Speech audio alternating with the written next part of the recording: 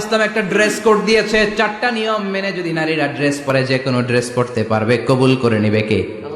মায়েরা খেয়াল করে শুনেন, আপনাদের ড্রেস কেমন হবে? নাম্বার 1, আপনার পুরো দেহটা ঢাকা থাকতে হবে। যে ড্রেস পরবেন, you should cover your whole body. শুধু হাতের এই 2 কবজি আর চেহারা খোলা রাখতে পারবেন, তবে চেহারা ঢেকে রাখা উত্তম। একজন মহিলা বোরকা পড়ছে কিন্তু চেহারা খোলা, তার হেজাব হয় নাই, পর্দা হয় নাই, এটা বলা যাবে? কিন্তু উত্তম হচ্ছে চেহারা ঢেকে রাখা, কারণ চেহারা সৌন্দর্যের রাজধানী। Face is the capital of beauty, ঠিক কিনা? চেহারা দেখলাম তো সব বোঝা গেল, ঠিক কিনা? কেমন মাধুর্যতা আছে, দেখতে কেমন সুন্দরী কিনা সব বোঝা যায়। এজন্য চেহারাটাও ঢেকে রাখবেন, চোখটা খোলা রাখবেন।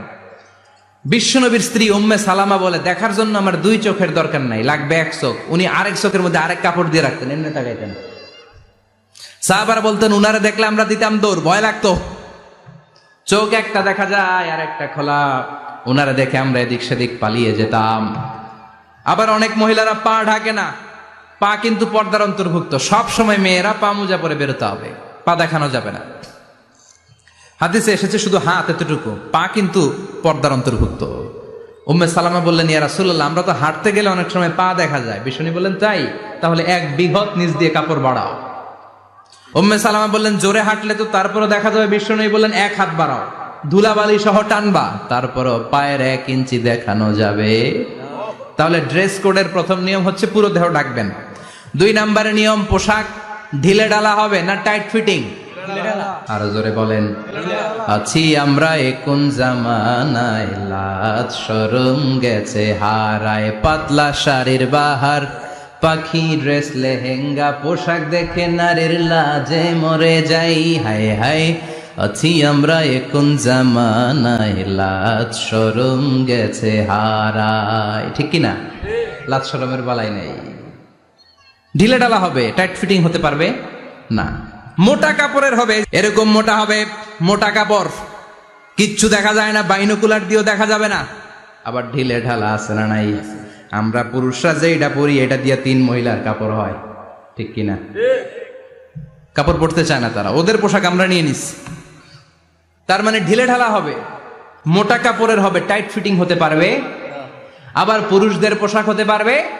এই 4টা নিয়ম মেনে যে যেই ধরনের পোশাক পরেন, চাদর পরেন সমস্যা নাই, শাড়ি পরেন সমস্যা নাই, ব্লাউজ পরলে ফুল হাতা পরবেন সমস্যা নাই, মেক্সি পরলেও সমস্যা নাই, বোরকা পরলেও সমস্যা নাই, কিন্তু পোশাকটা শালীন পোশাক হতে হবে। কি পোশাক? সবাই বলেন, শালীন পোশাক। পুরুষদের পোশাক পরা যাবে না, কারণ বিশ্বনবী লানত করেছেন ওই নারীদেরকে, যেই নারীরা পুরুষদের মতো সাজতে চায়। এরকম আছে না নাই? দেখলে বোঝা যায় না কোনটা ছেলে কোনটা মেয়ে, আছে না নাই? এক লোক, একটা গল্প শোনাই আপনাদের। এক লোক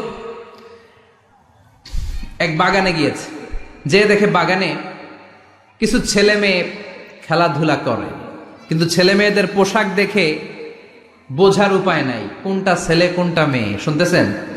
পোশাকের এমন দশা, কোনটা ছেলে কোনটা মেয়ে বোঝাই যায় না। আফসুস করে বলল, হায় রে, কেমন এদের মা বাবা, কেমন এদের আক্কেল, কি পোশাক তাদের পরিয়েছে, কোনটা ছেলে কোনটা মেয়ে বোঝাই যায় না।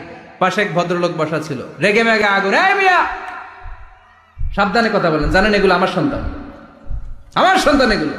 লোক তো ভয় পেয়ে গেছে, তাই নাকি? ও তাহলে আপনি এদের বাবা? এবার লোকটা রেগে মেগে বলে, আমি আপনার কি চোখ নেই, আমি বাবা হইতে যাবো কেন, আমি তো এদের মা। তার মানে কোনটা ছেলে কোনটা মেয়ে যেমনি বোঝা যায় না, কোনটা বাবা কোনটা মা এটাও বোঝা যায় না।